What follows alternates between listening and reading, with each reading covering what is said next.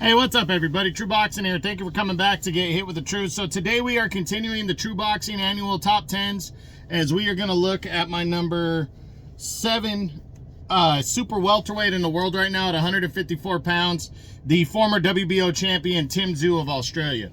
Now, before we get into that, if you could smash the like button, leave a comment, or subscribe to the channel, I really do appreciate any and all support that I can get as I continue to build my channel here. So Tszyu, what a year this guy had. He was flying high entering the year. He was sitting at number 2 and was seemingly about to take the top spot. And when Jermell Charlo gave up all the belts, he did have the top spot for a moment. But then he would lose that just as quickly at the end of March. He was supposed to fight Keith Thurman in what would have been a non-title fight at 155 pounds of catch weight. But Thurman, last second, had to pull out of the fight.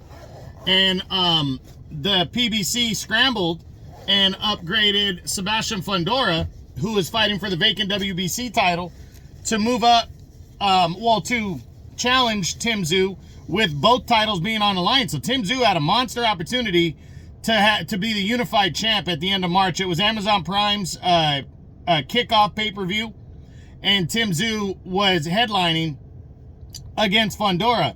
But Tszyu looked good the first 2 rounds. He was landing the harder punches, even busted Fundora's nose. But in the 3rd round, Fundora landed, he unintentionally, an elbow hit the top of Tszyu's forehead, and Tszyu started bleeding all over the place.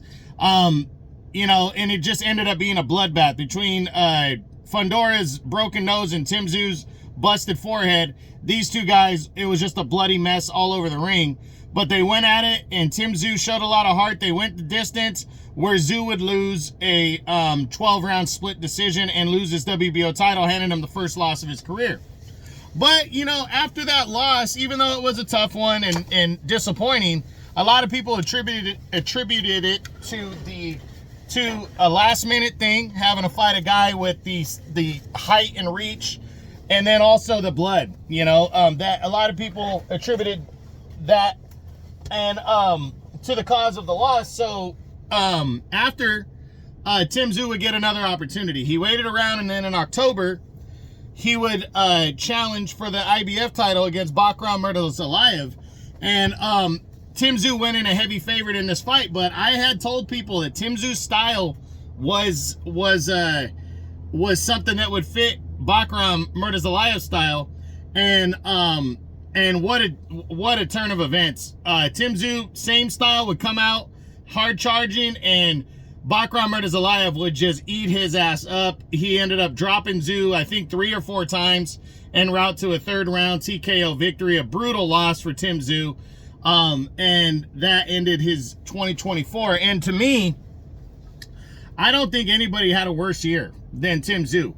To lose your world title, that's disappointing. That's tough, in the Fundora fight. But then to get just absolutely destroyed against a guy that nobody thought he was going to beat, that everybody thought he was going to beat, in Bakram Murtazalayev, that was just so disappointing to see for Tszyu. And he drops 5 spots to number 7 here. And now, heading into 2025, what kind of year is Tszyu going to have? Well, as of right now, the most that I've heard was them talking about a showdown with Michael Zarafa, who challenged Arizona Lara for the middleweight title last year and got knocked out. That would be an all-Australian battle, and maybe that's what Tszyu needs. He needs to take a step back and do that. But this needs to be a year where he tries to bounce back, maybe a 3-fight year where he tries to get that mystique back and shake off that loss as best as he can, to prove that he is still a very legitimate contender in the 154-pound division. Even if he were to move up to 160, might not be the worst idea for Tszyu to reestablish himself. So we'll see. I think Tszyu still wants to make a splash here at 154 because it's such a deep division. He's only 30 years old, but now sitting with 2 losses and his highest ranking, number 9 in the IBF, he's got some work to do. Do I think he's going to get a title shot this year? I don't see any of the champions fighting him. There wouldn't be a point after the way Murtazalayev destroyed him, unless he were to somehow get like the IBF eliminator and earn a rematch with Bakram. And because Tszyu's got a name, maybe. But yeah, I don't see Crawford fighting him, and I don't see the I don't see Fundora fighting him in a rematch either. So I'm gonna say no to a title shot for Tszyu. So that's it. That's what I got. That is my 2020. Well, that is my True Boxing annual top 10s, continuing with my number 7 super welterweight in the world right now, the former WBO champion Tszyu of Australia. I hope you enjoyed the video. If you did, smash the like button, leave a comment, or subscribe to the channel. I appreciate any and all support. This is True Boxing, and you've been hit with the truth.